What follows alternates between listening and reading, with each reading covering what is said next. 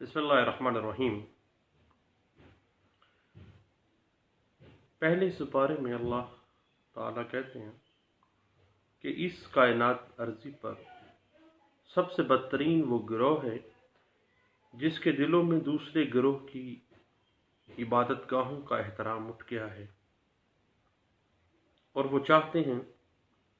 कि इबादत गाहों को ढहाकर वीरान कर दें। असल मोमन वो हैं जो कुरान मजीद को पढ़ते हैं जिस तरह कुरान मजीद को पढ़ने का हक है। अल्लाह तबारक व तआला हज़रत इब्राहीम और हज़रत इस्माईल अलैहिस्सलाम के हाथों खाना काबा की तामीर का जिक्र करते हैं और उनकी दवा बयान करते हैं कि ए खुदा, इस सरज़मीन मक्का को अमन का गहवारा बना दे और हमारी खताओं और कोताहियों से दरगुजर फरमा। ए लोगों, याद रखो, सिर्फ बुजुर्गों का नाम लेने या उन बुजुर्गों के साथ किसी किस्म का रूहानी या जिस्मानी नस्ब जोड़ने से किसी शख्स को कोई निजात नहीं मिलेगी, बल्कि निजात के लिए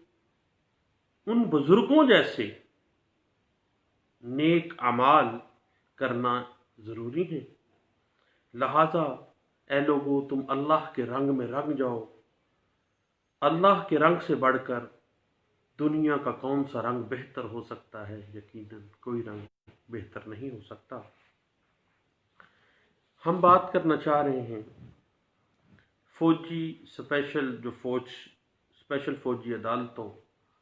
और आईनी इख्तियार पाकिस्तानी केस स्टडीज़ के हवाले से।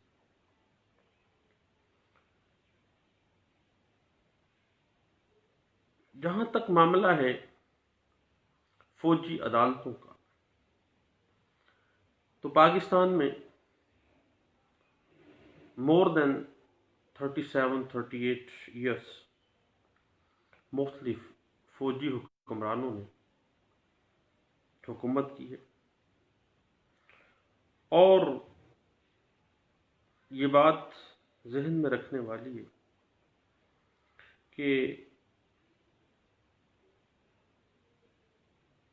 जब भी जमहूरियत को सबोताज किया जाता है और फौजी आमर बतौर हुक्मरान सामने आ जाता है और सारे इंतज़ाम को संभाल लेता है, तो फिर इंसानी बुनियादी हकूक़ जब डिस्टर्ब किए जाते हैं,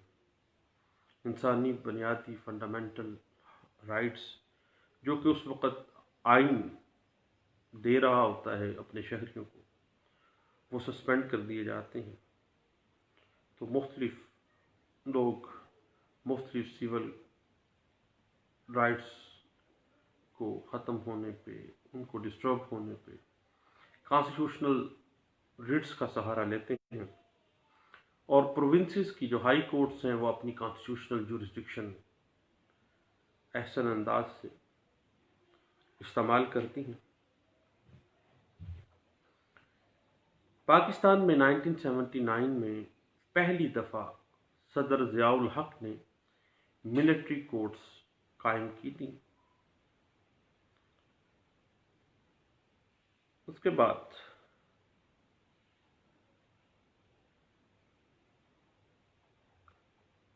article 14 international covenant on civil and political rights, जो कि पाकिस्तान ने 2010 में साइन किया था, उसमें पाकिस्तान ने इस बात को रिवाइव हुई ये बात कि जब भी कोई मुल्ज़िम गिरफ़्तार होता है किसी जुर्म में, तो मुल्ज़िम चूँकि अपने मुल्क का आज़ाद शहरी भी होता है और तमाम हकूक़ उसको हासिल हैं, और बतौर मुल्ज़िम भी कुछ कानूनी और आइनी हकूक़ उसको मिल जाते हैं, तो article 14 international covenant on civil and political rights Pakistan ने जब 2010 में साइन की, तो उसमें ये बात रिवाइव की गई कि मुल्ज़िम जो है उसका आज़ादाना, गैर जानबदाराना اور اوپن کورٹ کے اندر ٹرائل جو ہے وہ مینڈیٹری پروویژن ہے، وہ لازمی اس بات کا خیال رکھا جائے گا۔ لیکن 2014 میں آرمی پبلک اسکول کا سانحہ آ گیا اور 2015 میں 21ویں ترمیم کرتے ہوئے، یہ واحد ترمیم ہے جو 6 جنوری کو بل پیش ہوا اور 7 جنوری کو امینڈمنٹ مکمل ہو گئی، اور 2015 میں 21ویں ترمیم میں ملٹری کورٹس کا قیام عمل میں لایا گیا۔ اس کے بعد 23ویں ترمیم کرتے ہوئے اس کو 2 سال کے لیے اس میں توسیع کر دی گئی، 2017 کے اندر، اور 2019 تک جو ہے ان کی توسیع کی گئی۔ اس کے بعد کانسٹیٹیوشن آف پاکستان 1973 میں 28ویں امینڈمنٹ کرتے ہوئے ملٹری کورٹس کو باقاعدہ کچھ پروسیجر الاٹ کر دیے گئے کہ پہلے ایسے ہوتا تھا کہ ان کی جورسڈکشن پبلک نہیں کی جاتی تھی، ان کا ٹرائل اوپن نہیں کیا جاتا تھا، حتیٰ کہ ملزم کو کاپیز تک نہیں دی جاتی تھی، حتیٰ کہ ملزم کو اپنا دفاع کے لیے کوئی وکیل کرنے کی اجازت نہیں دی جاتی تھی، سارا معاملہ بیرکس میں بیٹھ کے حل کیا جاتا تھا، ساری عدالتیں بیرکس میں لگ جاتی تھی۔ 28ویں ترمیم میں باقاعدہ طور پر اس کا پروسیجر اڈاپٹ کرنے کے لیے کوئی لاہے عمل پروسیجر ان کو پاور کیا گیا کہ 24 گھنٹے کے اندر اندر ملٹری کورٹ میں ملزم کو جس طرح کی دوسری کورٹس میں پیش کیا جاتا ہے اس طرح پیش کیا جائے گا، اور ملزم کو باقاعدہ طور پر اپنا وکیل اپوائنٹ کرنے کا حق ہونا چاہیے، جو اس کے ملزم کے بنیادی حقوق ہیں اس کو ملنے چاہیے۔ اب پاکستان کی باقاعدہ اگر ہم دیکھتے ہیں تاریخ میں تو بعض اوقات ایسے ہوتا ہے کہ جو پولیٹیکل گورنمنٹس ہوتی ہیں، پولیٹیکل گورنمنٹس ملٹری کورٹس کے ذریعے حکومت کرنا اور اپنے مقاصد حاصل کرنا چاہتی ہیں، اپنے آپ کو پولیٹیکل گورنمنٹ بھی کہنا اور ملٹری کورٹس کے ذریعے حکومت کرنا، ایک ایسا معاملہ سامنے آتا ہے جو کہ ایک ہی کیس میں ایک ہی طرح کے کیسز میں معاملہ چلا جاتا ہے، لاہور ہائی کورٹ میں اور سندھ ہائی کورٹ میں، اس پہ خوب بحث ہوئی، اور یہ کیسز باقاعدہ لاہور ہائی کورٹ میں PLD 1980 Lahore high court page 206 کے اندر اس کیس کو انٹرپریٹ کیا گیا تھا۔ اس سے پہلے کراچی ہائی کورٹ میں یہ بات پہلے بھی واضح کی گئی، PLD 1977 Karachi high court page 604 کے اندر اس میں واضح کر دیا گیا کہ جو حکمران اپنے آپ کو سیاسی حکومت کے طور پہ پیش کرتا ہے، پولیٹیکل گورنمنٹ بنائی ہوئی ہے، پولیٹیکل سٹرکچر موجود ہے، جمہوری سٹرکچر موجود ہے، لیکن ملٹری کورٹس کے ذریعے رول کرنا، اپنے بدلے لینا اپنے مخالفین سے، یہ تمام جو اقدامات ہیں یہ غیر قانونی اور غیر آئینی ہیں۔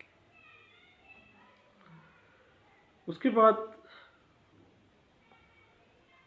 ملٹری کورٹ سائل کو، ملزم جو ہے اس کو اگر سزائے موت دیتی ہے اور اپیل کا حق نہیں دیتی، ایک دفعہ ایسے ہوتا ہے کیس میں سامنے آتا ہے کہ ملزم کو سزائے موت دی گئی ہے لیکن اس کو اپیل کا حق نہیں دیا گیا۔ اب یہ بات جو ہے، یہ بات تو تھوڑی سی غیر قانونی سی لگتی ہے کہ فوجی عدالت کا اختیار سے تجاوز کرنا مناسب نہیں ہے، لیکن ملزم چونکہ دہشت گردی اور ملک دشمن عناصر کے ساتھ ملوث رہا ہے،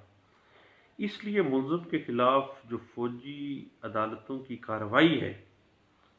وہ نیک نیتی پہ مبنی ہے، اس لیے سزائے موت تو ہوگی نہیں،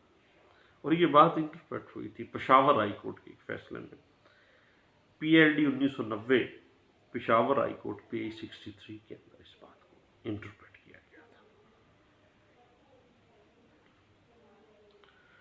اس کے بعد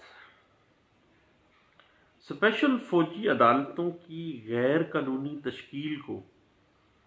کبھی بھی آبجیکٹ نہیں کیا گیا. اس کے خلاف جب بھی اسپیشل فوجی عدالتوں کا قیام کیا جاتا ہے تو فوری طور پر اس کی غیر قانونی تشکیل کے بارے میں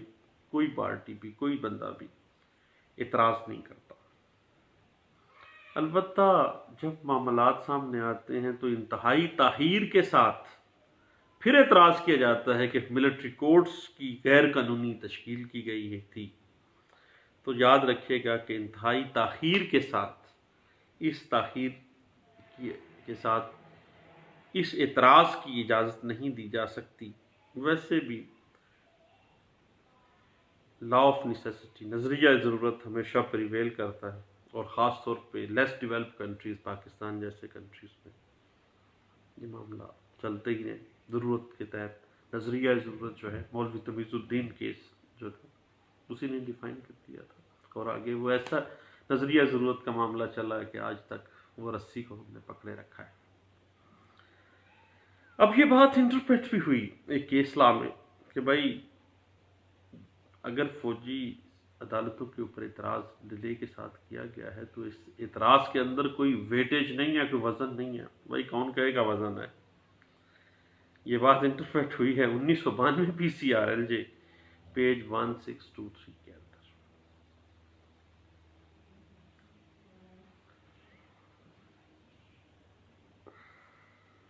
اب فوجی عدالتوں کے ذریعے اگر کسی ملزم کو دہشت گردی اور ملک دشمن عناصر کی بنا پر سزا ہوئی ہے تو ایسی عدالتوں کو آرٹیکل 270 کانسٹیٹیوشن آف پاکستان 1973 کے تحت سیف گارڈ حاصل ہے. عام عدالتوں کو بھی اس طرح ہی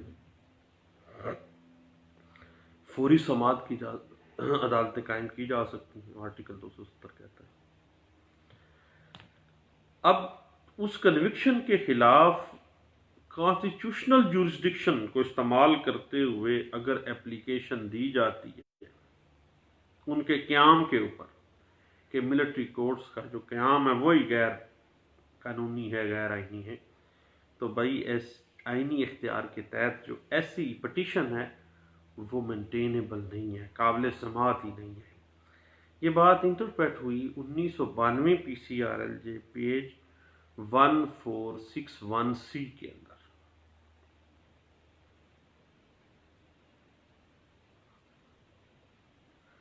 اس کے بعد آرٹیکل 270A میں جو انٹرم مارشل لا کے اندر جو انٹرم قوانین بنائے جاتے ہیں، زیادہ اور کی بات ہے. اس سے پہلے بھی جو معاملات چل رہے تھے ملٹری کے، اس میں واضح کر دیا گیا کہ 5 جولائی 1977 سے لے کر 30 دسمبر 1985 تک جتنے بھی مارشل لا ریگولیشنز اور مارشل لا کورٹس کا قیام اور جتنے بھی مارشل لا کے ترمیمی ایکٹس بنائے گئے ہیں وہ article 270A constitution of Pakistan 1973 کے تحت سیف گارڈ حاصل کر گئے تھے. اور ایسے قوانین جو ہیں مارشل لا ریگولیشنز کے مارشل لا سے متعلقہ، جن میں حتیٰ کہ بنیادی انسانی حقوق بھی سسپینڈ کیے گئے تھے، ایسے قوانین کو کسی عدالت میں کسی کانسٹیٹیوشنل جورسڈکشن کے اندر کسی پٹیشن کے ذریعے چیلنج نہیں کیا جا سکتا. اگر چیلنج کیا گیا ہے دین وہ پٹیشن قابل سماعت ہی نہیں ہے. یہ بات انٹرپریٹ ہوتی ہے 1987 MLD پیج ہے 279 کے اندر. اس کے بعد یہی بات PLD 1983 supreme court of Pakistan page ہے 457 کے اندر اس بات کو انٹرپریٹ کیا گیا تھا. اب مارشل لا ریگولیشنز کے تحت جب ملٹری کورٹس بنتی ہیں، اب تو خیر کانسٹیٹیوشن جو آرٹیکل 21 ہے، آرٹیکل 23 ہے، آرٹیکل 28 ہے، یہ تو سونے پہ سہاگا ہے کہ یہ سیف گارڈ دے گئے ہیں۔ ان کے علاوہ بھی ملٹری رول اینڈ ریگولیشنز اور مارشل لا جو ریگولیشنز ہیں، ان کے تحت جو بھی فوجی عدالتیں قائم کی جاتی ہیں، وہ کسی ملزم کو سزائے موت دے دیتی ہیں اگر کسی سیکیورٹی پرپسز کی وجہ سے، ملک کی سلامتی کو خطرات کی وجہ سے، تو ایسی سزائے موت جو ہے وہ article 270A constitution of Pakistan کے تحت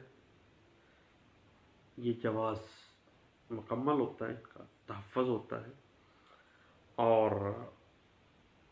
اگر کسی قسم کی کوئی ریٹ پٹیشن جاری بھی کی گئی ہے کسی کورٹس کی طرف سے،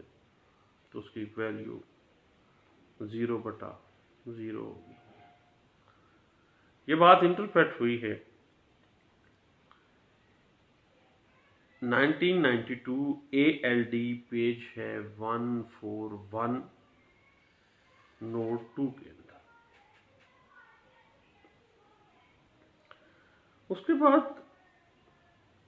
فوجی عدالتیں فوری سماعت کی عدالتیں ہوتی ہیں۔ اس میں اس طرح ہوتا ہے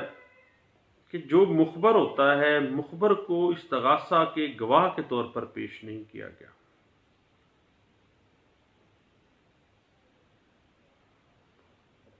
اب بات تو وہی ہے جو ہماری پنجاب پولیس والی، کہ مخبر کے مخبر خاص نے خبر دی ہے، تلاش کرتے رہیں کبھی زندگی میں نہیں ملے گا مخبر کا مخبر خاص۔ لے جناب، اب فوری سماعت کی فوجی عدالت نے سزا دے دی ہے، سزائے موت ایک بندے کو جاسوسی کے الزام میں کہ یہ ملک تحفظ کو نقصان پہنچا رہا تھا اور جاسوسی کر رہا تھا، لیکن مخبر کو گواہ کے طور پر پیش نہیں کیا گیا۔ ملزم کا موقف یہ تھا اس کے واقعین کا کہ جی کسی مخبر نے ناجائز طور پر اس کو ملوث کیا ہے اور مخبر کو بطور گواہ بھی پیش کیا نہیں گیا، تو جناب ضروری نہیں تھا یہ وکیل صاحب نے خام خام میں چھوٹی سی پٹیشن فائل کر دی ہوگی مخبر کو پیش کروانا، پریویلیج حاصل ہے اس کو۔ اور یہ بات انٹرپریٹ ہوئی تھی زیاد دور میں 1978 PCRLJ پیج 763 پیج کے اوپر، اور ہائی کورٹ نے باقاعدہ طور پر اس میں کوئی انٹرفیئرنس نہیں کی تھی۔ اب بات ختم کی گئی سیول رائٹس کے اوپر، انسانی حقوق کے اوپر۔ فوجی عدالتیں جب سزا کو کوئی جواز بنا کے کسی کو سزائے موت دے دیتی ہیں، کسی کو فوری سماعت کی عدالت جو ہے فوجی عدالت کوئی بھی ایگزیمپٹری پنشمنٹ دیتی ہے، بہت زیادہ بری سزا دیتی ہے، تو چونکہ سزا کا معقول جواز اور اس کا مواد موجود تھا، دین کانسٹیٹیوشنل جورسڈکشن کے اندر اس سزا کے خلاف کسی قسم کی کوئی آئینی اختیار کو استعمال کرتے ہوئے کوئی کورٹ بھی کانسٹیٹیوشنل ریٹ جاری نہیں کر سکتی۔ اگر کی بھی ہے تو اس کی ویلیو غیر قانونی ہے، کوئی ویلیو نہیں ہے۔ یہ بات 1987 CLC پیج 2519 کے اندر انٹرپریٹ کی گئی تھی۔ البتہ ملٹری کورٹس میں بھی جب استغاثہ ملزم کے خلاف جو جرم ہے اس کو ثابت نہیں کر سکتا، تو دین بھائی اگر سزا غلطی سے دے بھی دی گئی ہے تو باقاعدہ ایک طریقہ کار ہے اور سزا کو کالعدم بھی قرار دیا جا سکتا ہے، کیونکہ جب الزام ہی ثابت نہیں ہو رہا، پتہ ہی نہیں ہے کیا جو الزام لگا ہے وہ کوئی اس کا ایویڈنس ہی نہیں ہے، دین ایسی صورت میں سزا ملٹری کورٹس میں بھی نہیں برقرار رکھی جا سکتی۔ یہ بات ہے نا لار 1981 CRLJ پیج ہے 2519 کے اندر، اور NLR 1981 CRLJ پیج ہے 224 کے اندر اس بات کو انٹرپریٹ کیا گیا۔ یاد رکھے گا کہ کسی فوجی عدالت کی طرف سے کنوکشن ہونے کی صورت میں اسی پروونس کی جو ہائی کورٹ ہے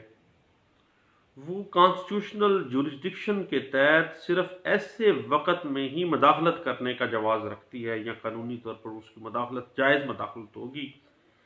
جب فوجی عدالت نے اپنا اختیار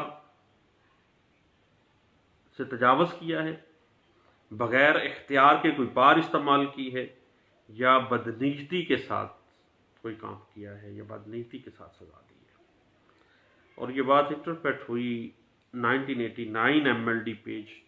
3783 کے اندر۔ اس کے بعد ایک بات سامنے آئی، رشوت کے الزام میں ایک بیوروکریسی کا آفیسر پکڑا جاتا ہے۔ اب بیوروکریٹ جو تھا اس پہ الزام لگ گیا ہے 5247 قانون انسداد رشوت ستانی کا۔ اب چونکہ بیوروکریٹ نے جو کرپشن کی ہے اس میں آرمی